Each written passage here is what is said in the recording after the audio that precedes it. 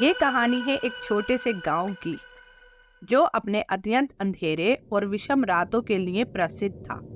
गांव वाले कहते थे कि रात के समय कुछ अत्याचारी आत्माएं गांव के चारों तरफ घूमती हैं और दहशत फैलाती।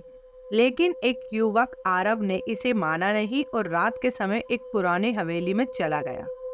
हवेली बहुत ही विषम और भूतिया थी। रात के अंधकार में आरव ने सुना कि वहां कुछ अजीब आवाजें हो रही हैं, लेकिन उसने उन पर ध्यान नहीं दिया। जब वो एक पुराने कमरे में पहुंचा तो वहां उसे एक रहस्यमय डबल दरवाजा मिला।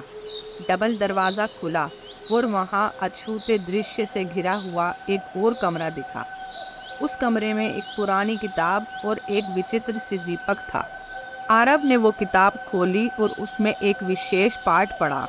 उस किताब में लिखा हुआ था, इस कमरे में एक भूत है जो अपनी कहानी बताना चाहता है। दीपक की रोशनी में भूत ने आरव से अपनी भूतिया कहानी सुनाई। ये कहानी उसकी अनात्मक मौत और उसके आत्मा की दुख भरी यात्रा के बारे में थी।